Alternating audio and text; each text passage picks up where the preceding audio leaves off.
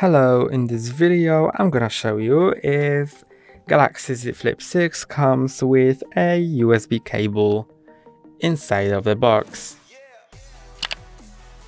Here is my box from Galaxy Z Flip 6 and let's lift the lid. Here's the phone. There's nothing more on the bottom lid, so let's put it aside. And now let's focus on the top lid.